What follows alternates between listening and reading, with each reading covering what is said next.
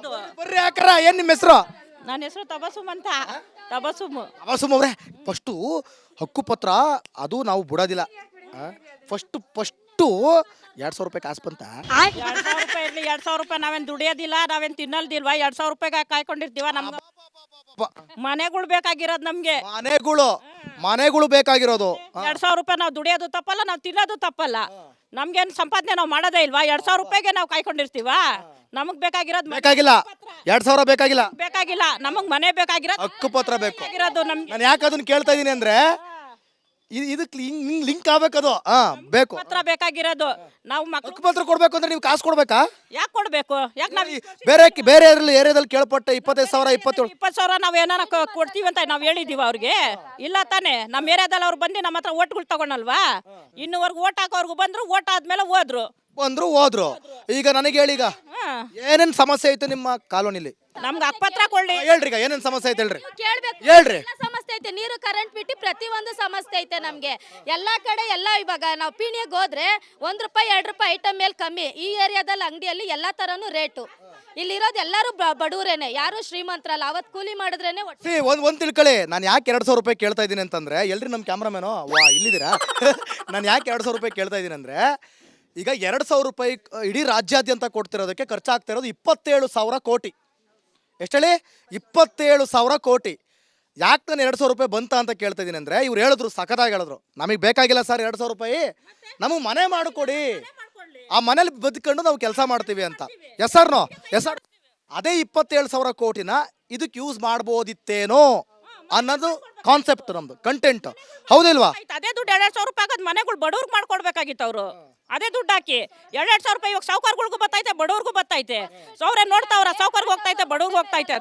ಹೇಳಿ. ಬಸ್ ಬಿಟ್ರು ಫ್ರೀ ಆಗಿ ಆಟೋದವ್ರು ಹೊಟ್ಟೆ ಮೇಲೆಲ್ಲ ಹೊಡೆದ್ರು. ಆಟೋಗೆ ಯಾರು ಬರೋದೇ ಇಲ್ಲ. ಆಟೋಗಳು ಲೋನ್ ಮೇಲೆ ಇಸ್ಕೊಂಡ್ ನೋಡ್ರಿ, ಇಲ್ಲೊಂದು ಆಟೋ ಬಿದ್ದೈತೆ, ಅಲ್ಲೊಂದು 4 ಆಟೋ. ಇಲ್ಲಿ ನೋಡ್ರಿ, ಇಲ್ಲಿ ಲೋನ್ ಮೇಲೆ ಇಸ್ಕೊಂಡು ಆಟೋ ಹಂಗೆ ಬಿದ್ದೈತೆ. ಹಣ ಸ್ಮೈಲು ಬಿದ್ದಿರೋದೇ ಅಲ್ಲಿ ಹಂಗೆ ಬಿದ್ದೈತೆ. ಅಣ್ಣ ಸ್ಮೈಲ್ ಕೊಡ್ತಾವ್ರೆ. ಬಾಣ ಇಲ್ಲಿ ಆಟೋ ಡ್ರೈವರ್ ನೀವೇನ ಇದ್ರದ್ದು? ಏನ್ ನಿಮ್ಮ ಹೆಸರು? ಶಿವಣ್ಣ. ಬಸ್ ಫ್ರೀ ಮಾಡಿದ್ರು, ಎಲ್ಲ ದಬಾಕತ್ತ ಆಟೋ. ಹೌದಣ್ಣ. ಹೇಳಿ, ಏನ್ ಪ್ರಾಬ್ಲಮ್ ಈಗ? ಆಟೋದವ್ರಿಗೆ ಪರ್ಮಿಷನ್ ಇಲ್ಲ ಓಡ್ಸೋಕ್ಕೆ. ರಾಪಿಡೋರಿಗೆ ಕೊಟ್ಟಿದ್ದಾರೆ. ಎಲ್ಲ 2 ವೀಲರ್ ಹೋದ್ರೆ ಆಟೋ ಇರುತ್ತಾರೆ. 4 ಲಕ್ಷ ರೂಪಾಯಿ ಬಂಡವಾಳ ಹಾಕ್ಬಿಟ್ಟು 50,000 ರೂಪಾಯಿ 2 ಗಾಡಿ ಬರುತ್ತೆ, ಅದಾಗೆ ಓಡಿಸ್ಬೋದಲ್ಲ. ಬೇರೆ ಫ್ರೀ ಮಾಡ್ಬಿಟ್ರು. ಫ್ರೀ ಮಾಡಿದ್ದಾರೆ, ಏನು ಇನ್ಕಮ್ ಇಲ್ಲ, ಸುಮ್ಮನೆ ವೇಸ್ಟ್ ಬಂಡವಾಳ ಹಾಕೋದು. ಈ ಸಿದ್ದರಾಮಯ್ಯ ಸರ್ಕಾರ, BJP ಸರ್ಕಾರ ಎರಡೂ ಒಂದೇನೆ. ಯಾರು ಬಂದ್ರು ಕಚಡ ನನ್ನ ಮಕ್ಕಳು ಮಾಡಲ್ಲ. ನಾವು ಸಪೋರ್ಟ್ ಮಾಡ್ತೀವಲ್ಲ, ಆ ಪಕ್ಷ ಈ ಪಕ್ಷ ಅಂತ ಎಲ್ಲ ಅವ್ರವ್ರ ಜೈ ಅನ್ಬಿಡ್ತಾರೆ. ಜೈ ಅಂತಾರೆ. ಓಟ್ ಹಾಕತಕ ನಿಮ್ಮಿಗೆ ಜೈ. ಓಟ್ ಹಾಕಿದ್ಮೇಲೆ ನನ್ನ ಮಕ್ಕಳು ನೀವು ಅಲ್ಲೇ ಇರಿ, ನಾವು ಇಲ್ಲೇ ಇರ್ತೀವಿ ಅಂತಾರೆ. ಅಷ್ಟೇ, ಎಲ್ಲರೂ ಯಾರು ಬರೋದಿಲ್ಲ.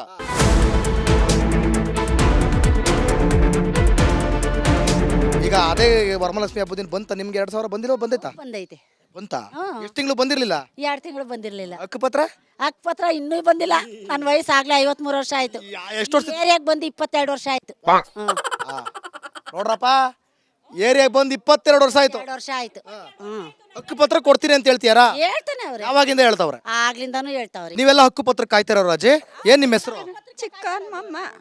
ನಮಗೂ ಹಾಗೆ ಹೊಟ್ಟೆ ನೋವು. ಮೊನ್ನೆ ಆಗ್ಲೇ ವರ್ಷದಿಂದ ಹೊಟ್ಟೆ ನೋವು ತಿಂತಾ ಇದ್ದೀನಿ. ಹಾಸ್ಪಿಟ್ಲಿಗೆ ತೋರ್ಸೋರ್ ಗತಿ ಇಲ್ಲ. ಮಕ್ಳು ಯಾರು ಇಲ್ವಮ್ಮ? ಮಗ ನೋಡಿದ್ರು ಸೊಸೆ ನೋಡಲ್ಲ. ಮಗ ನೋಡಿದ್ರು ಸೊಸೆ ನೋಡಲ್ಲ. ಅವನ್ ಸಾಲ ಸಿಕ್ಕಾಪಟ್ಟಿ ಸಾಲ ಮಾಡ್ಕೊಂಡು ಕೂತವನೆ. ಅಡ್ಮಿಟ್ ಮಾಡು ಅಂತಾರೆ, ಕೈಲಿ ದುಡ್ಡಿಲ್ಲ. 12,000 ಕೇಳ್ತಾವ್ರೆ. ಅಡ್ಮಿಟ್ ಆಗ್ತಾ ಇಲ್ಲ. ಹೊಟ್ಟೆ ನಾವು ಪಿಂಚಣಿ ಕಾಸೆಲ್ಲ ಬರುತ್ತಮ್ಮ? ಬರೀ 800 ಬಂದಿತ್ತು. ಈಗ ಅದು ಬರ್ತಾ ಇಲ್ವಾ ಸರಿಯಾಗಿ? ಸರಿಯಾಗಿ ಬರ್ತಾ ಇಲ್ಲ. ಗಂಡ ಸತ್ತು 7 ವರ್ಷ ಆಯ್ತು. ಅದ್ರದ್ದು ಬಂದಿಲ್ವಾ? ಆದ್ರೆ ವಿಧವಾ ವೇತನ ಬಂದಿಲ್ವಾ? ಇಲ್ಲ ಸರ್, ಅದು ಬಂದಿಲ್ವಾ? ಅದು ಇಲ್ಲ. ಎಷ್ಟು ವರ್ಷದಿಂದ ಬಂದಿಲ್ಲ? ಅಲ್ಲಿ 22 ವರ್ಷದಿಂದ ನಾವು ಕಾಯ್ತಾ ಇದ್ದೀವಿ. ಏನು ನಮ್ಗೆ ಆಧಾರನೂ ಇಲ್ಲ, ಏನಿಲ್ಲ. ತಿಂದ್ರೆ ಅನ್ನ ತಿನ್ಬೇಕು, ಬಿಟ್ರೆ ಅನ್ನ ತಿನ್ಬೇಕು. ಆದ್ರಿಂದ ನಿಮಗೀಗ ಹಕ್ಕುಪತ್ರ ಬೇಕು.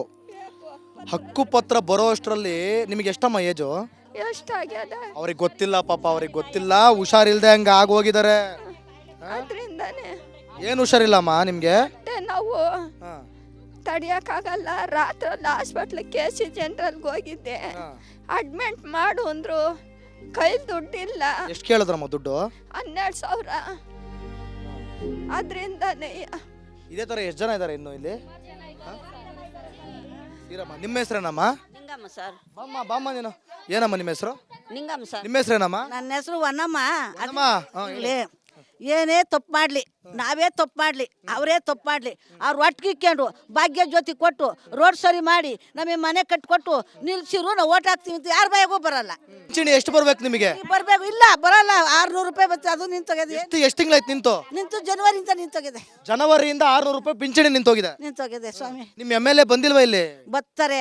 ಹೇಳಿಲ್ವಾ? ಏನ್ ಮಾಡ್ತೀವಿ? ಕೇಳಿರು, ಕೇಳ್ತಾರೆ. ಏನ್ ಮಾಡೋದು? ಕೇಳಿದಾಗ ಹೇಳುವ್ರಿ ನೀವು, ನಮ್ಗೆ ಹಿಂಗೆಲ್ಲ ಪರಿಸ್ಥಿತಿ ಐತೆ, ನಾವು ಓಟ್ ಹಾಕಕ್ಕಿಲ್ವಾ, ನಾವು ಕಷ್ಟಪಡಕ್ಕಿಲ್ವಾ, ನಮ್ಗೆ ಏಜ್ ಆಗಿಲ್ವಾ, ಇನ್ನು ಎಷ್ಟು ಜನ ಸಾಯ್ಬೇಕು? 4 ಜನಕ್ಕೆ ದುಡ್ಡು ಕೊಡ್ತಾರೆ, ಅವ್ರು ಮುಚ್ಕೊಂಡು ಹೋಗ್ತಾರೆ. ದುಡ್ಡು ಕೊಟ್ಟು ಕೂಡಲೇ ನೀವು ಓಟ್ ಹಾಕ್ಬಿಡ್ತೀರಾ, ಸುಮ್ಮನೆ ಆಗ್ಬಿಡ್ತೀರಾ? ನಮಗೆ ಕೊಟ್ಟಿಲ್ಲ ರೀ. ನಮಗೇನು ಕೊಟ್ಟರು ಒಂದು ಕಾಲ ಕೊಟ್ರೆ ಬೇಕಾ? ನಮಗೆ ಮನೆ ಬೇಕು, ನನಗೇನು ಬೇಡ. ಅವ್ರಿಗೆ ಬೇಕಾಗಿರೋದು ಒಂದೇ ಮನೆ. ಬೇಕಾದ್ರೆ ಅವ್ರು ಸರ್ಕಾರ ಮುಂದೆ ನಾನು ಫೈಟಿಂಗ್ ಮಾಡ್ತೀರಿ. ನೋಡಿ ಕರ್ಕೊಂಡು ನಿಲ್ಲಿಸಿ ನಾನು ಮಾತಾಡ್ತೀನಿ. ಮಾತಾಡ್ತೀರಾ? ಮಾತಾಡ್ತೀನಿ. ಏನ್ ನಿಮ್ಮ ಹೆಸರು? ನನ್ನ ಹೆಸರು ವನ್ನಮ್ಮ, ಜಡೆ ವನ್ನಮ್ಮ, ಜಡೆ ವನ್ನಮ್ಮ. ಮಾತಾಡ್ತೀನಿ ನೋಡಿ. ಮುಂದಿರತ್ತ ಕ್ಷೇತ್ರ ಮುಂದ್ರತ್ನಪ್ಪ ಅವ್ನು ದುಡ್ಡು ಸುರ್ದ, ಅವ್ನು ಒಳ್ಳೆಯನೇನೆ. ತಿಂದು ತಿಂದು ತಿಂದು ಅವ್ನು ಹಾಳು ಮಾಡ್ಬಿಟ್ರು. ಯಾರು? ಒಳ್ಳೆಯನು. ಜನನೇ ಹಾಳು ಮಾಡಿರು. ಪಾಪ ಅವ್ನು ಒಳ್ಳೆಯನು ಮುಂದ್ರತ್ನ.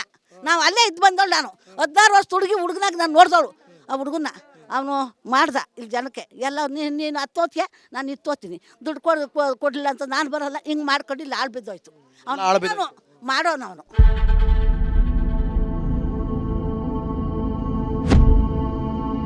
ಬದುಕ್ತಿರ ಇಲ್ಲ ಸರ್. ಇದ್ರೊಳಗಡೆ ನಾವ್ ಏನು ಮಾಡೋಕ್ಕಾಗಲ್ಲ ಸರ್. ಕೇಳಿದ್ರೆ MLA ಕೇಳಿದ್ರೆ MLA ನಮ್ಗೆ ಏನು ಆನ್ಸರ್ ಮಾಡಲ್ಲ ಸರ್. ನಾವೇನಂತ ಕೇಳಿ?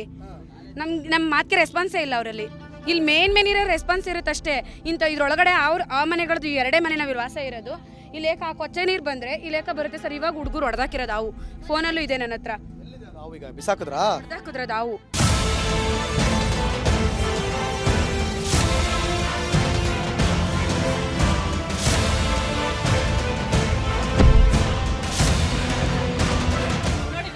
ಮನೇಲಿ ಇದ್ದೀವಿ. DK ಶಿವಕುಮಾರ್ ಅವ್ರು ಬಂದಿದ್ರಾ, ಮನೆ ಕಟ್ಕೊಡ್ತೀನಿ ಅಂದ್ರ, ಅಕ್ಪತ್ರ ಕೊಡ್ತೀನಿ ಅಂದ್ರ, ಇನ್ನೂವರೆಗೂ ಏನು ಮಾತೇ ಇಲ್ಲ. ಓಟ್ ಹಾಕಿಸ್ಕೊಂಡ್ರು ಹೋದ್ರು. ಇವಾಗ ನಾವೇನ್ ಮಾಡ್ಬೇಕು? ಈ ತರ ಎಲ್ಲ ವನವಾಸ ಪಡ್ಬೇಕಾ 22 ವರ್ಷದಿಂದ? ಅವ್ರಿಗೆ ಮನ್ಸು ಇದ್ರೆ ಬನ್ನಿ ಬನ್ನಿ ಬನ್ನಿ. ಹೌದು, ಮಾಡ್ಬೇಕಾಗಿತ್ತು. ಓ ತಾತ, ಏನ್ ನಿಮ್ಮ ಹೆಸರು? ಗಂಗಣ್ಣ. ಪಿಂಚಣಿ ಕಾಸೆಲ್ಲ ಬಂತ? ಇಲ್ಲ ಸ್ವಾಮಿ, ಬಂದಿಲ್ವಾ? ಇನ್ನೂ ಬಂದಿಲ್ಲ ಸ್ವಾಮಿ. ಎಷ್ಟು ರೂಪಾಯಿ ಬರ್ಬೇಕಿತ್ತು? ತಿಂಗಳಿಗೆ 1,000 ಕೊಡ್ತಾರ ಅಷ್ಟೇ. ಬರ್ಲಿಲ್ವಾ? ಇನ್ನೂ ಬಂದಿಲ್ಲ ಸ್ವಾಮಿ. ಎಷ್ಟು ತಿಂಗಳಾಯ್ತು ಬರ್ದೆ? ಅಲ್ಲಿ 2-3 ತಿಂಗಳ ಬಂದಿಲ್ಲ. 2-3 ತಿಂಗಳಿಂದ ಅಟ್ಲೀಸ್ಟ್ ಅವ್ರು ಪಿಂಚಣಿ ಕಾಸು ಅವ್ರಿಗೆ ಕೊಡ್ರಿ. ನಿಮ್ದು 200 ರೂಪಾಯಿ ಮನೆ ಹೋಯ್ತತ್ಲಾಗಿ. ಅವ್ರು ಪಿಂಚಣಿ ಕಾಸು ಕೊಡ್ರಿ ಅವ್ರಿಗೆ. ಏನು ಮಾಡೋದು?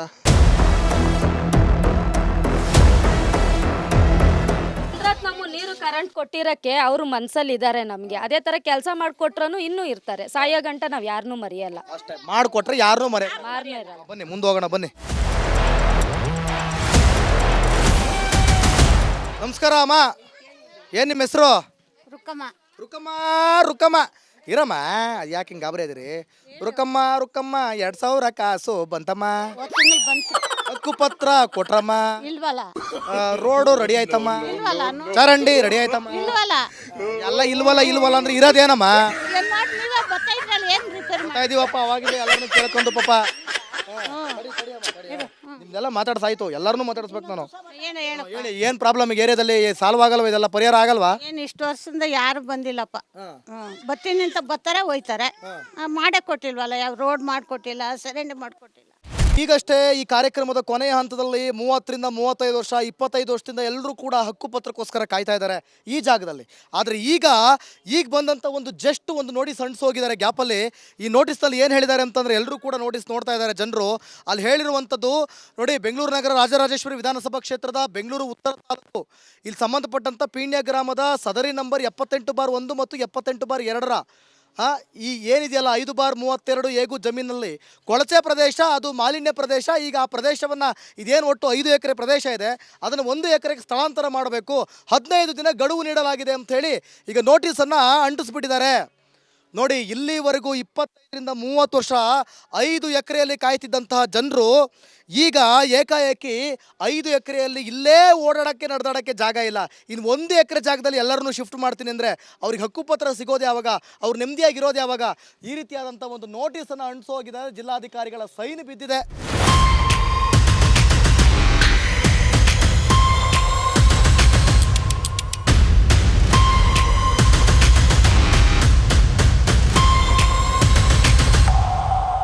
ಯಶವಂತಪುರ ಅಂದ್ಕೊಂಡು ನಾವು ಎಸ್ ಟಿ ಸೋಮಶೇಖರ್ MLA ಅನ್ಕೊಂಡು ಬಂದ್ವಿ. ಆದರೆ ಇಲ್ಲಿ ಬಂದಾದ್ಮೇಲೆ ಗೊತ್ತಾಗಿದ್ದು ಈ ಯಶವಂತಪುರ ಕ್ಷೇತ್ರದೊಳಗೊಂದು RR ನಗರ ಕ್ಷೇತ್ರ, ಈ ಇಂಡಸ್ಟ್ರಿಯಲ್ ಏರಿಯಾದಲ್ಲಿ ಮುನಿರತ್ನಂ MLA ಅಂತ ಹೇಳಿ. ಸೊ ಈ ಒಂದು ಜಾಗದಲ್ಲಿ ಎಲ್ಲವೂ ಕೂಡ ನಶ್ವರ ಆಗಿದೆ, ಏನೂ ಇಲ್ಲ, ಸಮಸ್ಯೆಯ ಆಗರ ಆಗೋಗಿದೆ. ಪ್ರಮುಖವಾಗಿ 25ರಿಂದ 30 ವರ್ಷಗಳ ಕಾಲ ಹಕ್ಕುಪತ್ರಕ್ಕಾಗಿ ಕಾದಿರುವವರು ಈಗಲೂ ಕಾಯ್ತಾ ಇದ್ದಾರೆ. ಕಾಯ್ತಿದ್ದವರು ಆಲ್ರೆಡಿ ಪ್ರಾಣ ಕಳ್ಕೊಂಡು ಮೇಲೋಗಿದ್ದಾರೆ. ಆದರೂ ನೀವು ಹಕ್ಕುಪತ್ರವನ್ನು ಕೊಟ್ಟಿಲ್ಲ. ಅವರ ಹಕ್ಕನ್ನು ಅವರಿಗೆ ಕೊಡೋದರಲ್ಲಿ ನೀವು ಇನ್ನೂ ಕೂಡ ಕೆಲಸ ಮಾಡ್ತಾ ಇಲ್ಲ. ಯಾತಕ್ಕಾಗಿ ರಿಪಬ್ಲಿಕ್ ಕನ್ನಡ ಇಲ್ಲಿ ಬಂದು ಜನರ ಸಮಸ್ಯೆಯನ್ನು ಕೇಳಿದಾಗ ನಿಮ್ಮ ಬಣ್ಣ ಬಯಲಾಗಿದೆ. ಅದು ಜನರೇ ಮಾಡಿಕೊಂಡ ತಪ್ಪೋ ಅಥವಾ ನೀವು ಮಾಡಿಕೊಂಡ ತಪ್ಪೋ, ನಿಮ್ಮ ರಾಜಕೀಯ ಕೆಸರಾಚಾಟಕ್ಕೆ ಜನರನ್ನ ಬಲಿ ಕೊಡಬೇಡಿ ಅಂತ ಈ ಮುಖಾಂತರ ನಾವು ಕೇಳ್ಕೊಳ್ತಾ ಇದ್ದೀವಿ. ಏನೇನು ವ್ಯವಸ್ಥೆ ಇದೆ ಎಲ್ಲ ವ್ಯವಸ್ಥೆಯನ್ನು ಕೂಡ ಅವರಿಗೆ ಮಾಡಿಕೊಡ್ಬೇಕು ಅಂತ ರಿಪಬ್ಲಿಕ್ ಕನ್ನಡದ ಮೂಲಕ ಕೇಳ್ಕೊಳ್ತಾ ಇದ್ದೀವಿ. ದಯವಿಟ್ಟು ಬಡವರಿಗಾಗಿ ಬಡವರ ಸೇವೆ ಮಾಡಿಕೊಂಡು ಬದುಕಿ ಅಂತ ನಾವು ಬುದ್ಧಿ ಹೇಳೋ ಥರ ನಿಮಗೆ ಆಗೋಗಿರುವಂಥ ಪರಿಸ್ಥಿತಿ ಇವತ್ತು ರಾಜಕಾರಣಿಗಳಿಗೆ ಬಂದಿರೋದು ಅಂತ ಸ್ಟ್ರೈಟ್ ಆಗಿ ನೇರವಾಗಿ ನಾನು ಹೇಳ್ತಾ ಇದ್ದೀನಿ. ನೋಡಿ, ನಾಳೆ ಮತ್ತೊಂದು ಏರಿಯಾದಲ್ಲಿ ಬೆಂಗಳೂರು ಆಗಿರ್ಬೋದು, ರಾಜ್ಯಾದ್ಯಂತ ಆಗಿರ್ಬೋದು, ಯಾವಾಗ ಯಾವ ಜಿಲ್ಲೆಗೆ, ಯಾವ ಏರಿಯಾಗೆ, ಯಾವ ನಗರಕ್ಕೆ, ಯಾವ ಗಲ್ಲಿಗೆ ಬರ್ತೀನೋ, ಎಲ್ಲಿರೋ ಸಮಸ್ಯೆಗಳನ್ನು ಯಾವ ರೀತಿ ಎತ್ತಿ ನಿಮ್ಮ ನಿಜವಾದ ಮುಖವಾಡವನ್ನು ಬಯಲು ಮಾಡ್ತೀನೋ ಗೊತ್ತಿಲ್ಲ. ಅಲ್ಲಿವರೆಗೂ ನೀವು ಅಲರ್ಟ್ ಆಗಿರಿ. ಜೊತೆಗೆ ಜನರು ಕೂಡ ರಿಪಬ್ಲಿಕ್ ಕನ್ನಡನ ವೀಕ್ಷಣೆ ಮಾಡ್ತಾ ಈ ಕಾರ್ಯಕ್ರಮಕ್ಕೆ ಸಪೋರ್ಟ್ ಮಾಡ್ತಾ ಇದ್ರೆ ಸಾಕಷ್ಟು ಬಡವರಿಗೆ ಒಳ್ಳೆದಾಗುತ್ತೆ ಅಂತ ರಿಪಬ್ಲಿಕ್ ಕನ್ನಡ ಮೂಲಕ ಕೇಳ್ಕೊಳ್ತಾ ಇದ್ದೀನಿ. ಎಸ್, ನಾಳೆ ಮತ್ತೊಂದು ಏರಿಯಾದಲ್ಲಿ ಸಿಗ್ತೀನಿ. ಅಲ್ಲಿವರೆಗೂ ನೋಡ್ತಾ ಇರಿ ರಿಪಬ್ಲಿಕ್ ಕನ್ನಡ. ಇದು ನಿಮ್ಮ ಧ್ವನಿ.